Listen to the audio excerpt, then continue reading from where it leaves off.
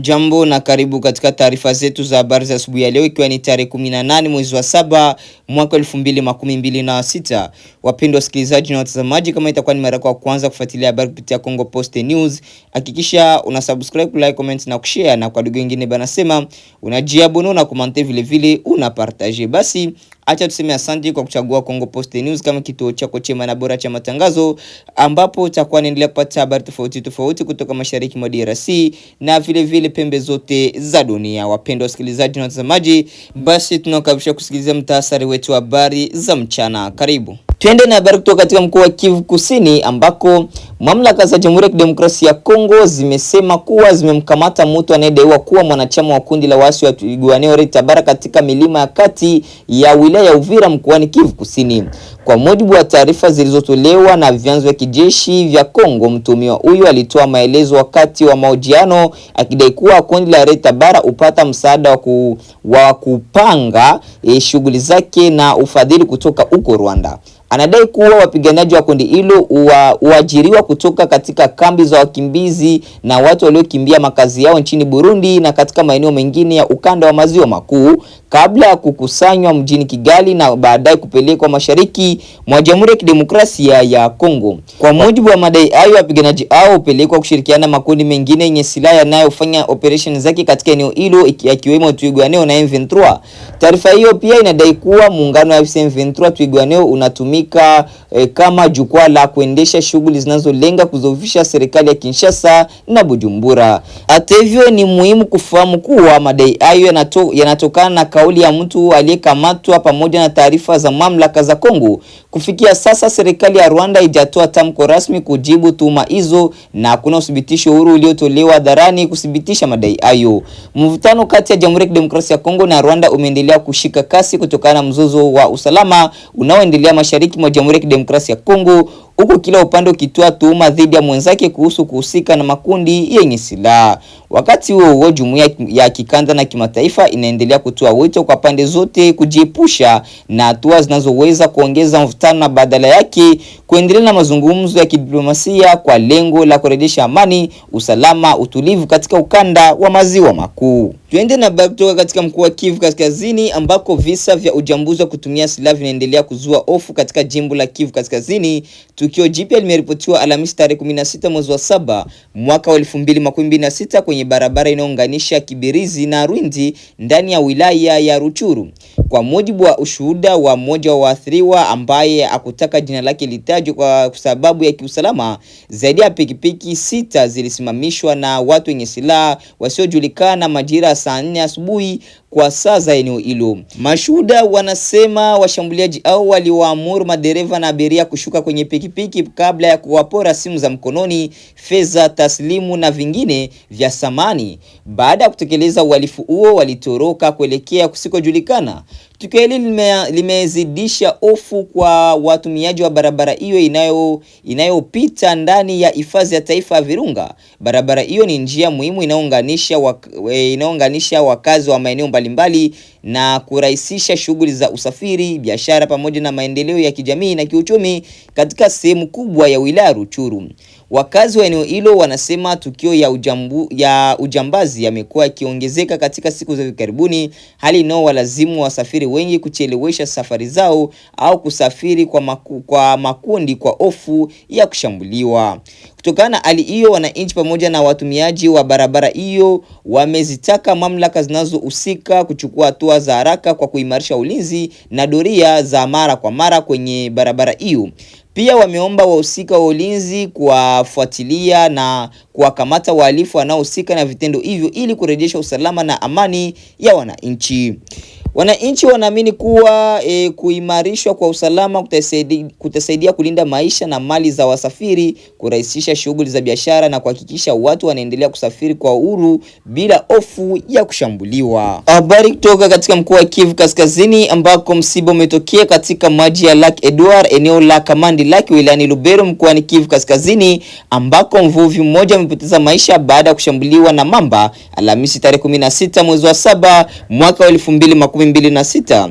Kwa mujibu wa vyanzo vya eneo hilo, mvuvi huyo alikuwa akiendelea shughuli zake za uvuvi wakati aliposhambuliwa na mnyama huyu. Baada ya tukio hilo, wananchi waliinua juhudi za kumtafuta na baadaye walifanikiwa kupata mwili wake siku hiyo hiyo. Mwili huo ulikabidhiwa kwa familia kwa ajili ya maandalizi ya mazishi. Kiongozi mmoja wa jamii ya Kamandi Lake amethibitisha tukio hilo na kueleza masikitiko makubwa kutokana na kifo hicho. Amesema mashambulizi ya mamba katika ziwa Edward au Lake Edward yameendelea kuwa tishio kubwa kwa wavuvi na wakazi wanaoishi kando ya ziwa hilo. Amewataka wavuvi kuwa waangalifu zaidi wanapokwenda kazini au wanapokwenda ziwani, kuepuka kuvua peke yao katika maeneo yanayojulikana kuwa na mamba na kufuata tahadhari zote za usalama ili kulinda maisha yao. Wakazi wengi wa Kamandi Lake hutegemea uvuvi kama chanzo kikuu cha mapato na maisha yao ya kila siku.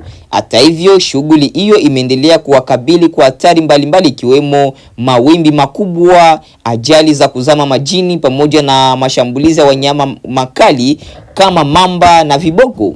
Kutokana na tukio hili la kusikitisha, viongozi na wanajamii wameomba mamlaka husika kuongeza kampeni za uhamasishaji kuhusu usalama wa wavuvi na kubainisha maeneo tarishi katika ziwa Edward au Lake Edward ili kupunguza ajali na kulinda maisha ya wananchi wanaotegemea ziwa hilo kwa riziki zao. Tuendele na habari kutoka mashariki mwa DRC ambako maelfu ya watu waliokimbia makazi yao kutokana na mapigano wanaoendelea kuishi katika mazingira magumu huko Kibabi, Buporo wilayani Masisi mkoani Kivu Kaskazini. Familia hizi zimesema kuwa tangu zilipowasili katika eneo la hifadhi bado hazijapata msaada wowote wa kibinadamu licha ya mahitaji makubwa yanayowakabili kila siku.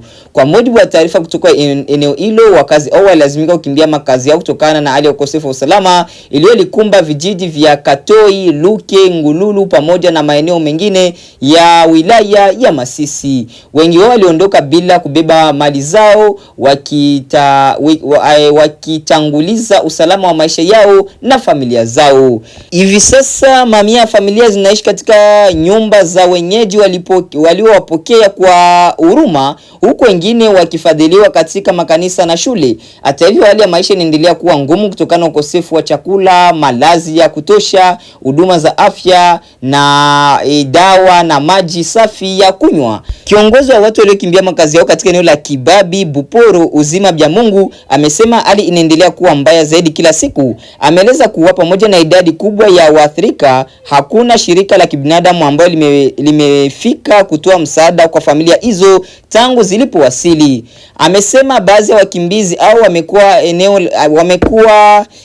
wamekuwa eneo hilo kwa takriban miezi miwili hivi, huku wengine wakiwasili hivi karibuni baada ya mapigano mapya yaliyosababisha wakazi wa mji wa Katoi kukimbia tena makazi yao. Uzima Bya Mungu ameeleza pia kuwa kutokana na njaa iliyowakabili, baadhi ya watu walazimika kurejea katika mashamba yao au kusafiri umbali mrefu kutafuta chakula. Hatua hiyo amesema imeweka maisha ya watu katika hatari kubwa kwa sababu bado maeneo yao yanakabiliwa na ukosefu wa usalama. Kutokana na hali hiyo, ametoa wito kwa serikali, mashirika ya misaada ya kibinadamu na watu wote wenye mapenzi mema kuwasaidia waathirika au. Ameeleza kuwa wanahitaji kwa dharura chakula, dawa, maji safi, vifaa muhimu vya nyumbani pamoja na makazi salama ili kupunguza mateso wanayoyapitia. Wakati huo, mashirika ya kiraia yanaendelea kusisitiza umuhimu wa kuchukua hatua za haraka za kibinadamu, yakionya hatua za kuchelewa kwa msaada kunaweza kuongeza mateso ya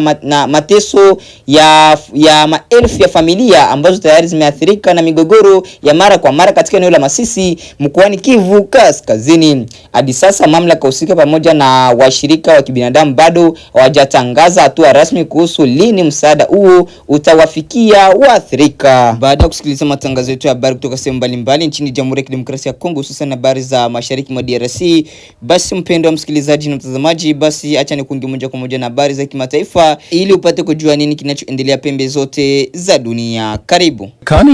Mapigano kati ya Marekani na Iran yanaendelea kushika kasi huku yakihamia kwenye miundombinu muhimu. Marekani imeongeza mashambulizi dhidi ya madaraja, bandari na sasa miundombinu ya umeme nchini Iran, huku Tehran nayo ikijibu kwa makombora dhidi ya washirika wa Washington katika mataifa ya Ghuba. Mengi zaidi anatuarifu Idi Sesanga.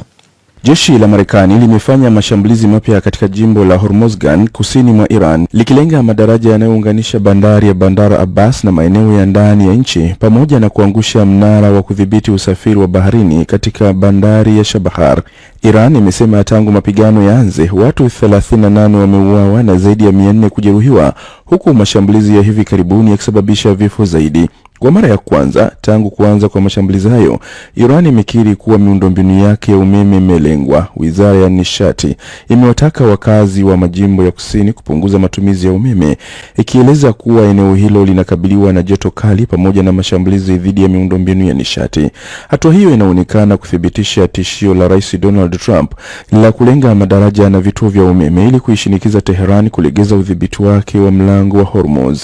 Kwa mujibu wa mkuu wa sera za kigeni wa Umoja wa Ulaya Kaja Kallas, kuongezeka kwa mashambulizi katika mlango wa Hormuz na bahari ya Sham kuna hatarisha usalama wa usafiri baharini na kunaweza kuvuruga zaidi biashara ya kimataifa. Across the region, maritime security is under growing pressure. Katika kanda nzima, usalama wa usafiri wa baharini unaendelea kuwa hatarini.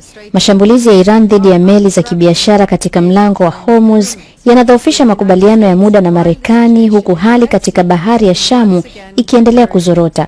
Huu ni ushahidi kwamba ukosefu wa utulivu nchi kavu unaweza kwa haraka kugeuka kuwa ukosefu wa usalama baharini. Quickly becomes insecurity at sea. Iran kwa upande wake imeendelea kujibu mashambulizi ya Marekani kwa kurusha makombora kuelekea mataifa ya Qatar, Bahrain na Kuwait, huku Jordan ikisema ilidungua makombora matatu yaliyoingia katika anga yake. Jeshi la walinzi wa mapinduzi ya Iran limedai kushambulia ndege za kijeshi za Marekani zilizokuwa nchini Jordan na kusababisha uharibifu, madai ambayo hayajathibitishwa na Washington wala Amman. Kuwait imeripoti kuwa mashambulizi ya Iran yamesababisha uharibifu mkubwa kwenye mitambo yake ya umeme na wa kusafisha maji. Na kwa mara ya kwanza tangu kuanza kwa mzozo huo, Iran imeelekeza mashambulizi yake mashariki mwa Syria, ambako jeshi la walinzi wa mapinduzi limesema limelenga kituo cha kamandi ya operesheni maalum za jeshi la Marekani katika eneo la Ataf kulipiza mauaji ya wanajeshi wa Iran huko Iran Shahar. Duru za kijeshi za Syria zimethibitisha kutokea kwa mashambulizi hayo. Katika hatua nyingine, shirika la habari la Iran la Fars linalohusishwa na jeshi la walinzi wa mapinduzi limechapisha video yenye kichwa cha maneno yanayohoji wapi tumue Trump, yani where to kill Trump, ikidai kuonyesha udhaifu wa kiusalama katika njia anayotumia Rais Donald Trump kuelekea makazi yake ya Mar-a-Lago. Hata hivyo, uhalisia wa maelezo yaliyomo kwenye video hiyo haujathibitishwa. Pamoja na kuongezeka kwa mapigano, juhudi za kidiplomasia zinaendelea. China na Pakistan zimetoa wito kwa Washington na Tehran kusitisha mapigano na kurejea kwenye meza ya mazungumzo. Hata hivyo, hakuna dalili za pande hizo mbili kupunguza mashambulizi, huku kila mmoja ukisisitiza kuwa hautosalimu amri katika mzozo wa kuwania udhibiti wa mlango wa Hormuz. Nam ni Idi Sesanga huyu, na mkusanyiko yote unaendelea huko Mashariki ya Kati. Na sasa tuelekee nchini Marekani, ambapo rais wa nchi hiyo Donald Trump amelihutubia taifa akizungumza kuhusiana na usalama wa uchaguzi na mifumo ya kupiga kura, huku akirudia madai yake ya muda mrefu kuwa kushindwa kwake kwenye uchaguzi wa mwaka 2020 kulikuwa na udanganyifu. Trump amesema ni muhimu sasa kuweka sheria kali zaidi za uchaguzi kabla ya uchaguzi wa nusu muhula utakaofanyika mwezi Novemba. Mengi anatuarifu Saumu Njama. Katika hotuba ya taifa iliyotolewa kutoka ikulu ya White House, Trump alisema mfumo wa uchaguzi wa Marekani uko hatarini na akawataka wabunge waweke sheria kali zaidi za kupiga kura. Trump amekuwa akishinikiza kupitishwa kwa muswada wa Save America Act unaotaka uthibitisho wa raia wakati wa kusajili wapiga kura, sharti ambalo tayari lipo, pamoja na kitambulisho cha picha wakati wa kupiga kura na masharti mapya kwa kura za posta. Hata hivyo, muswada huo hauna uungwaji mkono mkubwa hata ndani ya chama chake. Aidha, Trump ameituhumu China kwa kile alichodai kuingilia data za uchaguzi wa Marekani. Natangaza kufichuliwa mara moja kwa taarifa muhimu za kijasusi zinazoonyesha udhaifu wa kushangaza katika mifumo yetu ya uchaguzi. Kwanza, zinaonyesha kwamba kwa kipindi cha miaka kadhaa kuanzia mzunguko wa uchaguzi wa mwaka 2020, China ilifanya kile kinachoaminika kuwa uvunjaji mkubwa zaidi wa data za uchaguzi katika historia na kupata kwa njia zisizo halali taarifa za wapiga kura milioni 220 wa Marekani. 120 million US voter files. China imekanusha madai hayo ikisema haijawahi kuingilia uchaguzi wa Marekani na haina sababu ya kufanya hivyo, na kuitaka Washington iachane na kile ilichokiita mashtaka yasiyo na msingi. Msemaji wa Wizara ya Mambo ya Nje wa China, Lin Jian, amesema madai yanayotolewa na Trump ni ya kutungwa, ni matusi ya kimaksudi na tayari yamethibitishwa kuwa hayana msingi wowote. Trump pia alidai kuwa zaidi ya watu 2.5 wasiokuwa raia wa Marekani wamesajiliwa kupiga kura katika majimbo 4, madai ambayo hayajathibitishwa na mamlaka za uchaguzi. Katika hotuba hiyo, Trump pia alivishutumu vituo vya televisheni vya Marekani vilivyokataa kusitisha vipindi vyao ili kurusha hotuba yake moja kwa moja, akiwataja ABC na NBC na kudai bila ushahidi kuwa vilihusika katika njama ya kuingilia uchaguzi. Wademokrat wanamtuhumu Trump kwa kujaribu kupunguza imani ya wananchi katika uchaguzi wa Novemba, wakati wa Republican wakihofia kuwa kutopendwa kwake kunaweza kuathiri nafasi yao ya kudhibiti bunge. Senator Dick Durbin ameitaja hotuba ya Trump kama jaribio hatari la kufufua uongo uliokwisha kupingwa ili kudhoofisha uchaguzi kabla hata kura kupigwa. DW tunavuma kwa kishindo. Naam, hii ni Safari, matangazo yetu ya mchana. Sasa ni uchambuzi wa ripoti zetu mchana huu kwenye matangazo yetu haya ya DW Kiswahili, na sasa tunaendelea na uchambuzi wa ripoti zetu kwa kutazama ripoti nyingine. Vita vya Urusi dhidi ya Ukraine vikiendelea kwa mwaka wake wa 4, takwimu mpya zimefichua gharama kubwa za kibinadamu inayowakumba Waafrika walioajiriwa kupigana mstari wa mbele katika vita hivyo. Ripoti ya kundi la ufuatiliaji la Stop Russian Recruiters inaonyesha kuwa zaidi ya Waafrika 300 wamepoteza maisha kwenye vita hivyo, jambo linalozusha wasiwasi mkubwa kuhusu uajiri wa wapiganaji kutoka bara la Afrika. Shisia Wasilwa na kina cha taarifa hiyo. Kwa mujibu wa ripoti hiyo, Wakenya 59 ni miongoni mwa Afrika 485 waliothibitishwa kufariki wakipigana upande wa Urusi nchini Ukraine. Kundi hilo linasema kuwa Waafrika 2984 kutoka mataifa 40 walitia saini mikataba ya kijeshi na Urusi tangu uvamizi wa Ukraine mwaka 2022, na kwamba mmoja kati ya kila 6 sasa amethibitishwa kufariki. Cameroon ndio iliyopoteza raia wengi zaidi ikiwa na vifo 104, ikifuatiwa na Ghana 85, Misri 81 na Kenya 59. Urusi imethibitisha rasmi vifo vya Wakenya 19, huku serikali ya Kenya ikisema kuwa raia wake watapelekwa tena kupigana mstari wa mbele nchini Ukraine. Kwa upande wa Kenya, orodha ya waliofariki inapingana na kauli za awali za maafisa wa serikali. Ingawa Urusi ilithibitisha rasmi vifo vya Wakenya 19, pia ilieleza kuwa wale walio na mikataba ya kijeshi walipaswa kuitimiza hadi mwisho. Wakenya 32 hawajulikani waliko kwenye vita hivyo. Baadhi ya Wakenya walipelekwa vitani siku chache tu baada ya waziri wa mambo ya kigeni Musalia Mudavadi kuitembelea Moscow mwezi Aprili na kuhakikishiwa na mwenyeji wake waziri wa mambo ya nje wa Urusi Sergei Lavrov kwamba uajiri wa Kenya ungesitishwa. Wanaharakati wameshinikiza serikali kufikia mzizi wa tatizo hili. Hassan Khalid ni afisa mkuu wa shirika la Haki Afrika. Serikali ichukue hatua mwafaka kwa wale maajenti wote ambao wamehusika na sakata hii. Ripoti hiyo pia imechapishwa wakati ambapo kampeni za mtandaoni za kuwashawishi Waafrika kujiunga na jeshi la Urusi zimeongezeka tena licha ya kuongezeka kwa idadi ya vifo vya wapiganaji wa kigeni. Wataalamu wa kupambana na biashara haramu ya binadamu wanasema mbinu za uajiri zimebadilika, huku Facebook, Telegram, WhatsApp na majukwaa mengine ya mtandaoni yakitumiwa zaidi kutangaza nafasi zinazoonekana kuwa ajira halali. Wanasema wengi waahidiwa kazi katika sekta za ujenzi, usalama, usafirishaji au viwandani, lakini wanapowasili Urusi hushinikizwa kusaini mikataba ya kijeshi. Familia nyingi zimeendelea kuliomba bunge la Kenya lichunguze mawakala wa uajiri wanaofanya kazi nchini Kenya, zikisema kuwa waathiriwa wengi walidanganywa kupitia matangazo ya kazi mtandaoni yaliyoahidi mishahara mizuri nje ya nchi. Susan Mora afahamu hatma ya mumewe. Hakunieleza kama yuenda country gani,